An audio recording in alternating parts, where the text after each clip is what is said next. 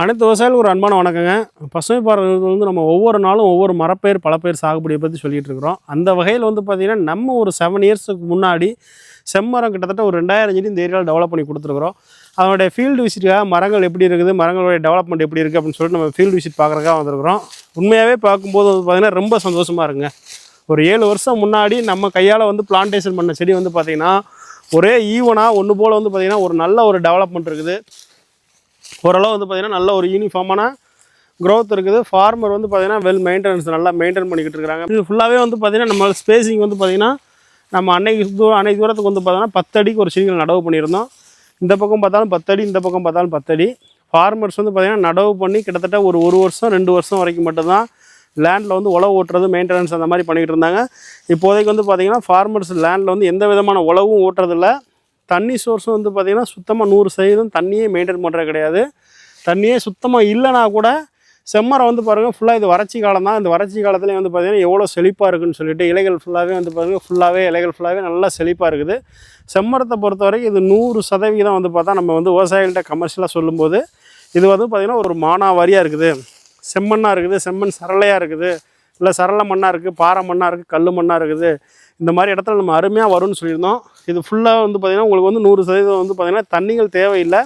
நடவு பண்ணி வேறு பிடிச்சி ஓரளவு டெவலப் ஆகிற வரைக்கும் முதல் 2 வருஷம் 3 வருஷம் வரைக்கும் மட்டும் தண்ணி அவசியம் தேவை. 3 வருஷத்துக்கு அப்புறம் வந்து பார்த்திங்கன்னா இது உள்ள தண்ணியே பாய்ச்சவே இல்லை.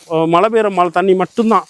வேறு தண்ணி பாய்ச்சறதுக்கான தடங்கள் வந்து ஒரு ட்ரிப் மூலமாகவோ இல்லை மொத்தமாக ஒரு தண்ணி விடுற மாதிரியோ எந்த விதமான சோர்ஸும் கிடையாது. ஃபுல்லாக ப்ளைன்ஸாக தான் இருக்குது. அந்த மாதிரி இடங்களே வந்து பார்த்திங்கன்னா மரங்கள் வந்து நல்லா டெவலப் ஆகிருக்குது.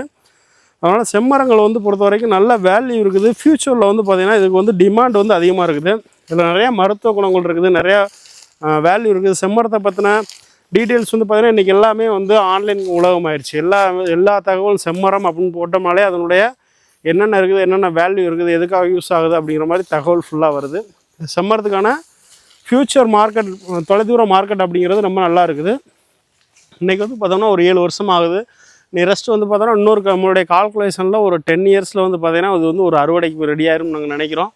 ஒரு 17 வருஷம் ஒரு 18 வருஷத்தில் வந்து பார்த்திங்கன்னா அந்த மரங்களை ஃபுல்லாகவே நம்ம வந்து அறுவடைக்கு வெட்ட ஆரம்பிச்சிடலாம். இது ஃபுல்லாகவே மரங்களை வந்து சின்ன சின்ன களைகள் அங்கேருந்து கழிச்சு விடும்போதே இப்போவுமே வந்து பார்த்திங்கன்னா சிகப்புத்தன்மை வந்து நல்லா அந்த மரங்களில் ஃபுல்லாகவே நல்லா டெவலப் ஆகிருக்குது. இது ஃபுல்லாகவே வந்து பார்த்திங்கன்னா சைடில் வந்து தேவையில்லாத வந்து பிரான்ச்சஸை கட் பண்ணி விட்டது தான். இதுலேயே வந்து ஃபுல்லாக நல்லா டெவலப் ஆகிருக்குது. அதனால் வந்து பார்த்திங்கன்னா இது வந்து நம்ம கண்ட்ரோலில் நம்ம டெவலப் பண்ணிக்கிட்டு இருக்க ஃபீல்டு தான். அதாவது வந்து பார்த்திங்கன்னா எல்லா விவசாயிகளும் வந்து பார்த்திங்கன்னா செம்மரம் அப்படின்னாலே வந்து ஒரு பயமும் இருக்கும், ஒரு ஆசையும் இருக்கும். இது நானாக இருந்தாலும் சரி, எல்லா விவசாயிகளாக இருந்தாலும் உங்களுக்குமே அதே தான் இருக்கும். என்ன காரணம் அப்படின்னா செம்மரம் இது வந்து வெட்ட முடியுமா, இது வந்து நல்லா வேல்யூ போகுமா, இது நல்லா ஃப்யூச்சர் இருக்குமா அப்படிங்கிற ஒரு பயம் ஒரு பக்கம் இருக்கும். இன்னொரு பக்கம் இவ்வளோ லாபம் கிடைக்குமா, ஒரு மரம் இத்தனை லட்சம் போகுமா, அத்தனை லட்சம் போகுமா, நம்ம ஒரு மரம் வளர்க்காம விட்டோமே, நம்ம ஒரு மரம் வளர்த்துருக்கலாமே, அந்த மாதிரி ஆசையும் வரும். என்ன காரணம் அப்படின்னா பயமும் ஆசையும் இருக்கணும். அதில் வந்து நம்மளுடைய துணிவு தான் ரொம்ப ரொம்ப இம்பார்ட்டன்ட். அதுதான் நம்ம எல்லாத்துக்குமே வெற்றிக்கு வந்து கொண்டு போகும். அந்த வகையில் வந்து பார்த்திங்கன்னா இந்த செம்மரம் அப்படிங்கிறது விவசாய நிலங்களில் 100% விவசாயிகள் நடவு செஞ்சு வளர்க்கலாம். இதுக்கு எந்த வித பிரச்சனையும் கிடையாது. இதனுடைய நம்ம ஒரு பயம் மட்டும்தான், அச்சத்தினால தான் நிறையா பேர் சாகுபடி செய்யாமல் இருக்கிறோம். நம்மளுடைய பட்டா நிலமாக இருந்துச்சுன்னா நடவு செஞ்சு தரமாக வளர்க்கலாம். நடவு செஞ்சு முடிச்சுட்டு 1 வருஷம் கழித்து விஓஓ சிட்டாடங்களில் பதிவு பண்ணி வைக்கணும். ஆண்டுக்கு வந்து பார்த்திங்கன்னா அது ஆட்டோமேட்டிக்காக நம்மளுக்கு ரினிவல் ஆகிக்கிட்டே வரும். மரங்களை அறுவடை பண்ணக்கூடிய ஸ்டேஜில் 15 வருஷம் கழிச்சோ 20 வருஷம் கழிச்சோ நம்ம பக்கத்தில் இருக்கக்கூடிய ஃபாரஸ்ட் ரேஞ்ச் ஆஃபீஸில் நம்ம வெட்டுறதுக்கான அனுமதிக்காக நம்ம விண்ணப்பிக்கணும். விண்ணப்பித்து 15 நாளைக்குள்ளே நம்மளுக்கு அவங்க அனுமதியை வெட்டுறதுக்கான கட்டிங் ஆர்டர் கொடுக்கணும். அதுதான் ப்ரொசீஜர். வேறு எந்த ப்ரொசீஜருமே கிடையாது. அதனால் தாராளமாக எல்லா விவசாயிகளும் அவங்களுடைய பட்டா நிலங்களில் தாராளமாக நடவு செஞ்சு வளர்க்கலாம். நம்ம எல்லாருக்குள்ள பயம் என்னென்னா இது விலை போகுமா, யார் விற்பாங்க, எங்கே விலை போகும் அப்படிங்கிற மாதிரி தான் இருக்குது. செம்மரத்துக்கான டிமாண்ட்ஸ் தேவைகள் நிறையா இருக்குது. இன்றைக்கி சூழ்நிலைக்கு இதனுடைய கட்டிங் பிரச்சனை இருக்குது. அதாவது என்ன பிரச்சனைனா ஹார்வெஸ்ட் பண்ணி எடுக்கும்போது வியாபாரிக்கு வந்து முறையான கட்டிங் ஆர்டரை இன்னும் வந்து கவர்மெண்ட் வந்து கொடுக்காமல் இருக்கிறாங்க. அந்த கவர்மெண்ட்டு இன்னும் ஃப்யூச்சரில் இன்னும் 10 வருஷம் 15 வருஷம் கழித்து வரும்போது அது ஆட்டோமேட்டிக்காக எல்லாமே இன்றைக்கி வந்து எல்லாமே ஆன்லைன் சிஸ்டம் வந்துருச்சு. சிஸ்டமேட்டிக்காக வந்து இன்றைக்கெல்லாம் முன்னாடி வந்து பார்த்திங்கன்னா ஒரு பட்டாக்கு அப்ளை பண்ணுறோம், இல்லை ஒரு பத்திரப்பதிவு பண்ணுறோம், இல்லை வேறு எல்லாத்துலேயுமே சிக்கல்கள் இருந்துச்சு. இதெல்லாம் கொஞ்சமாக இன்றைக்கி சூழ்நிலைக்கு ஏற்ற மாதிரி அட்வான்ஸாக மாற்றிட்டு வராங்க. இதற்கான முயற்சிகளை நிறையா கவர்மெண்ட் எடுத்துக்கிட்டு இருக்கிறாங்க. ஃபாரஸ்ட் ரேஞ்ச் மூலியமாகவும் இல்லை ஃபாரஸ்ட் காலேஜஸ் மூலமாகவும் நிறைய இதுக்கான வழிமுறைகளை முறையாக தயார் பண்ணிட்டு வராங்க. ஒரு மரம் கட் பண்ணுறதுக்கு என்ன ப்ரொசீஜர், ஒரு மரம் வளர்க்குறதுக்கு என்ன ப்ரொசீஜர் அப்படிங்கிற மாதிரி, என்ன மரம் வளர்க்குறாங்க அப்படிங்கிற மாதிரி இதை முறையாக முறைப்படுத்திக்கிட்டு இருக்காங்க. மேக்ஸிமம் அந்த முறைப்படுத்தல் அந்த வரைப்படுத்தல் வகைகள் வந்து பார்த்திங்கன்னா உங்களுக்கு ஒரு குறைஞ்சபட்சம் வந்து பார்த்திங்கன்னா இன்னும் 2 வருஷம் 3 வருஷத்தில் கம்ப்ளீட்டாக கிளியர் ஆயிரும். அப்படிங்கிற சொல்லி நம்ம நடவு செய்கிறது இப்போ நடவு செஞ்சு உடனே நடவு செய்ய பொருட்கள் உடனே ஹார்வெஸ்ட் பண்ணக்கூடிய பயிர் இது கிடையாது. ஒரு 15 வருஷம் 20 வருஷம் கழிச்சு தான் நம்ம வெட்ட போகிறோம். அப்படிங்கும்போது எல்லா விவசாயிகள் வந்து பார்த்திங்கன்னா தாராளமாக வந்து அவங்க நிலத்தில் வந்து வெட்டி வைக்கலாம், வளர்க்கலாம். அதற்கான முறைகளை வந்து அன்னைக்கு வந்து சீர்படுத்திடுவாங்க. நம்ம அன்னைக்கு விவசாயிகள் பக்கத்து தோட்டத்துக்காரங்க வெட்டி விற்கும்போது ஐயோ நம்ம அன்னைக்கு ஒரு 10 மரங்கள் வச்சுருக்கலாம், நம்ம அன்னைக்கு ஒரு 100 மரம் டெவலப் பண்ணியிருக்கலாம் அப்படிங்கிற எண்ணம் எல்லாத்துக்குமே வரும். எடுத்துக்காட்டுக்கு எல்லா பயிர்லையும் அப்படி தான். ஒரு பயிருக்கு வந்து பார்த்திங்கன்னா விலைகள் இல்லை, விலை சாகுபடி இல்லை அப்படின்னா நம்ம விவசாயிகள் என்ன பண்ணுவோம், அந்த பயிரை வந்து சாகுபடியே பண்ண மாட்டோம். அந்த மரங்கள் நம்மகிட்ட இருந்தால் கூட நம்ம என்ன பண்ண மாட்டோம்னா கண்டுக்க மாட்டோம். எடுத்துக்காட்டுக்கு இன்றைக்கி சூழ்நிலைக்கு தென்னை எடுத்துக்கோங்க. தென்னை வந்து பார்த்திங்கன்னா கிட்டத்தட்ட ஒரு 2 வருஷம் முன்னாடி தென்னை சாகுபடி பண்ணிகிட்டு இருந்து தென்னையும் பராமரிச்சுட்டு இருந்த எல்லா விவசாயிகளும் நியரஸ்ட் தென்னை மரங்களே பிடுங்கி போட்டாங்க. கிட்டத்தட்ட 10 வருஷம் 15 வருஷம் வளர்த்த மரத்தை என்ன பண்ணிட்டாங்க, தென்னைக்கு விலை இல்லை, பராமரிக்க முடியலை, மெயின்டெனன்ஸ் பார்க்க முடியலன்னு சொல்லிட்டு தென்னை மரங்களே பிடிங்கிட்டு பாக்குக்கு நல்ல விலை இருக்குது, பாக்கு போடலான்னு சொல்லிட்டு பாக்கு மரங்களாக வளர்த்தாங்க. இப்போ வந்து பார்த்திங்கன்னா தென்னைக்கு பயங்கர ரேட். ஐயோ தென்னை மரத்தை நம்ம ஏன் பிடுங்கி போட்டோம், இல்லை தென்னை அன்னைக்கு ஏன் வச்சு வளர்க்காம விட்டோம், அந்த மாதிரி எல்லா விவசாயம் ஃபீல் பண்ணுறாங்க. அதே மாதிரி தான் செம்மரத்தினுடைய வேல்யூ வந்து பார்த்திங்கன்னா ஒரு டன் இன்றைக்கி 25 லட்ச ரூபா போயிட்டுருக்குது. நல்லா புரிஞ்சுக்கோங்க, ஒரு டன்னு 25 லட்ச ரூபா போயிட்டுருக்கு. நம்மளுக்கு 25 லட்ச ரூபா தேவையில்லை. ஒரு டன்னு மினிமம் ஒரு 5 லட்ச ரூபாய்க்கு போனால் கூட போதும். ஏதாவது வந்து வாசனை திரவத்துக்காக, ஏதாவது வந்து ஆயில் எடுக்கிறக்காக, ஏதோ ஒரு சின்ன சின்ன பர்பஸ்க்கு யூஸ் பண்ணுறதுக்கு ஒரு டன் ஒரு 5 லட்ச ரூபாய்க்கு போகலாம். ஒரு மரம் வந்து நம்ம வந்து ஒரு டன் ஒரு 2 டன் நம்ம கால்குலேஷன் பண்ணாமல் ஒரு மரம் 250 கிலோ, வெறும் 250 கிலோ கால்குலேஷன் வச்சுக்கோங்க.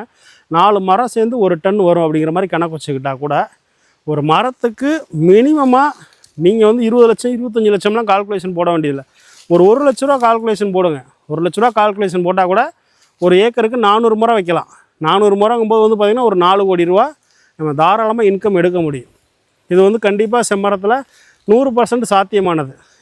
எதுக்காக அப்படி சொல்கிறேன் அப்படின்னா, நீங்கள் இன்றைக்கி வந்து 100% நிலத்தை என்ன பண்ணுறீங்கன்னா சும்மாவே நிலத்தை எம்டியாகவே வச்சுருக்கீங்க. 10 வருஷமாக சும்மா இருக்குது, 20 வருஷமாக சும்மா இருக்குது, 30 வருஷமாக சும்மா இருக்குன்ட்டு நீங்கள் 1 வருஷம் 2 வருஷம் நீங்கள் மெயின்டைன் பண்ணி மரங்களை விட்டுட்டா 1 வருஷம் 2 வருஷம் கழிச்சுக்கிறதுக்கு நீங்கள் பெரிய மெயின்டெனன்ஸ் பண்ண போகிறதில்ல. ஆட்டோமேட்டிக்காக நீங்கள் என்ன பண்ணலான்னா மானாவாரியாக கம்ப்ளீட்டாக மானாவாரியாக விட்டுறலாம்.